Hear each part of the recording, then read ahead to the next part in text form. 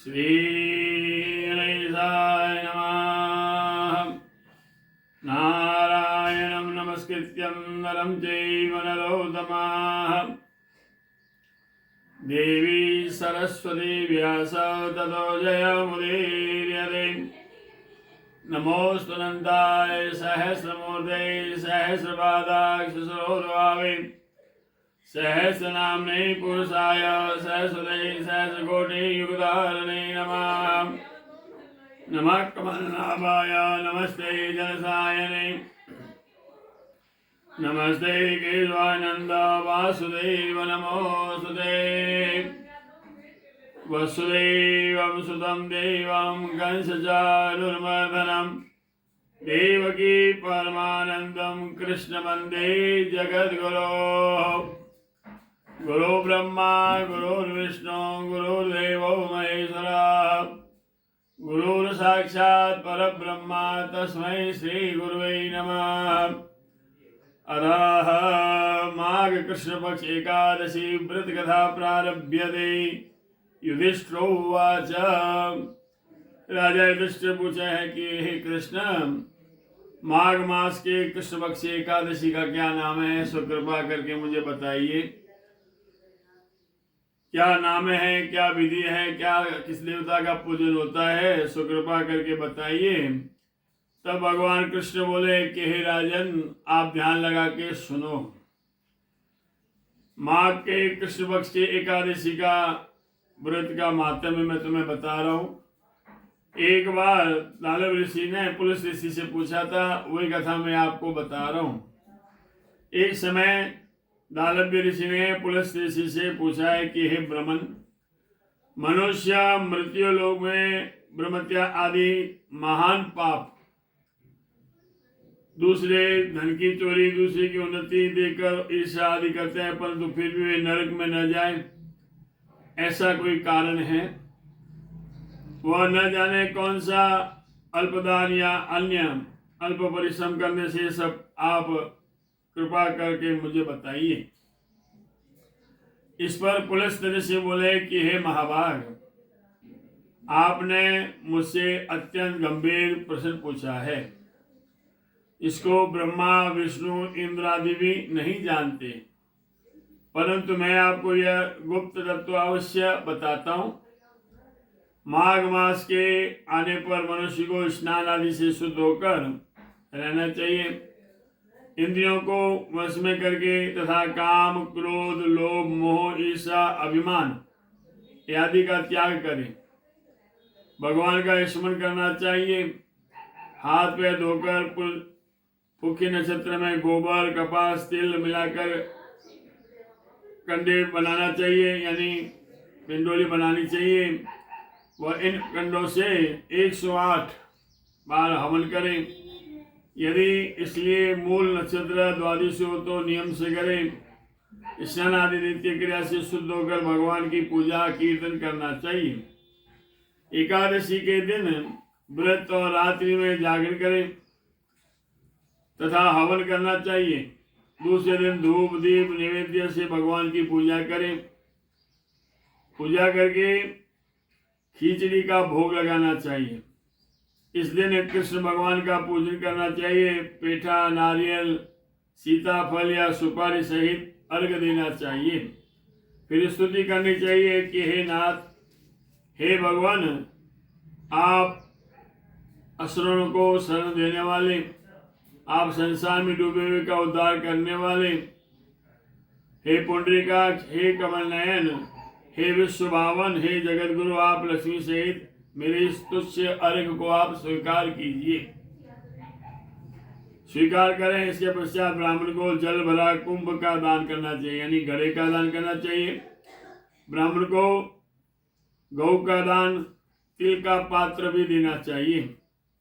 तिल स्नान करें और भोजन में श्रेष्ठ है, अतः मनुष्य को तिल दान करना चाहिए। इस प्रकार जो मनुष्य जितने तिल का दान करता है वह उतने ही वर्ष स्वर्ग में निवास करते हैं। या तिल का स्नान करें, तिल का उपटन करें, तिल का हवन करें और तिलोदक करें। तिल का भोजन करे, तिल का दान करे। इसलिए 6 प्रकार तिल का महात्म्य बताया गया है। इसलिए इसका एकादशी का नाम है शर्तिला एकादशी। शर्तिला एकादशी कहलाती है।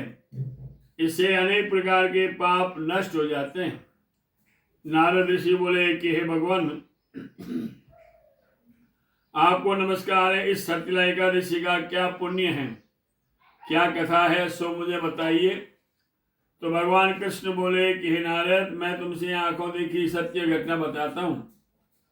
प्राचीन काल में मृत्युलोक की सत्य घटना का अर्थ है। प्राचीन काल में मृत्युलोक में एक ब्राह्मणी थी। वह सदैव व्रत किया करती थी। एक समय वह एक महाव्रत करती थी। इससे उसका शरीर अत्यंत दुर्बल हो गया, परंतु उसने कभी भी देवताओं का तथा ब्राह्मणों को धन का अन्नदान कभी नहीं दिया। इस पर मैंने सोचा कि इस ब्राह्मणी ने व्रत आदि से अपना शरीर शुद्ध कर लिया है, परंतु इन्हें वैष्णव लोग की मिल जावे, परंतु उसके कभी भी अन्नदान नहीं किया। इसे इनकी तृप्ति होनी कठिन है। ऐसा सोचकर मैं मृत्युलोक में गया उसकी परीक्षा लेने के लिए। अन्न मांगा, भिक्षाम देहि। तो वह बोली, आप यहाँ किस लिए आए हैं? मैंने कहा, मुझे भिक्षा दीजिए। उसने मुझे एक मृत्यु पिंड दिया, यानी मिट्टी का डला मेरे पात्र में डाल दिया। कुछ समय बीतने पर ब्राह्मणी भी शरीर त्याग कर स्वर्ग में आई। मिट्टी के पिंड के प्रभाव से उसे एक अत्यंत ग्रह मिला, यानी घर प्राप्त हुआ, परंतु अपने को वस्तुओं से शून्य पाया। उस घर में कुछ भी अन्न धन कुछ भी नहीं था। वह उसके पास आई और बोली कि हे भगवान, मैंने अनेक व्रत आदि किए, आपकी पूजा की, परंतु फिर भी मेरा घर वस्तुओं से शून्य है। कुछ भी घर में धन नहीं है, अन्न नहीं है। मैंने कहा कि हे देवी, तुम अपने घर जाओ, आदिदेव स्त्रियां तुम्हें देखने आएगी। जब तुम उसे शर्तिला एकादशी का पुण्य और विधि सुन लो, तब ही द्वार तुम खोलना। भगवान के वचनों को सुनकर अपने घर में गई। जब देव स्त्रियां आकर द्वार खोलने के लिए कहा, तब ब्राह्मणी बोली कि यदि आप मुझे देखने आई हैं तो शर्तिला एकादशी का महात्म्य बताइए। उनमें से एक देवी स्त्री बोली, मैं सुनो कहती हूँ। जब उसने शर्तिला एकादशी का महात्म्य सुना दिया, तब उसके द्वार खोल दिया। देव स्त्रियों ने उसको सब स्त्रियों से अलग पाया। ब्राह्मणी ने भी देव स्त्रियों से कहे अनुसार शर्तिला का व्रत किया। उसके प्रभाव से उसका घर धन धान्य से परिपूर्ण हुआ। इसलिए इस एकादशी का नाम भौंडा एकादशी भी है। अतः मनुष्य को शर्तिला एकादशी, भौंडा एकादशी का व्रत करना चाहिए। इसमें मनुष्य को जन्म जन्म में आरोग्यता प्राप्त होती है और दरिद्रता नष्ट हो जाती है। इस व्रत के करने से मनुष्य का समस्त पाप नष्ट हो जाते हैं। कथा के सुनने मात्र से अश्वमेध यज्ञ का फल प्राप्त होता है। जय जय श्री अशुप्राणे। माघ कृष्ण पक्ष शर्तिला भौंडा एकादशी संपूर्णम। बोल कृष्ण कन्हैया लाल की जय। सुधर्मो राघवंशो धर्मो दशकरंजरम एवं वदन्ति लोकानां यतो धर्मस्ततो जयः। तिथिवारं च नक्षत्रं योगं करणमेव च पंचांगम श्रुते नित्यं गंगा स्नानं फलं लभेत्।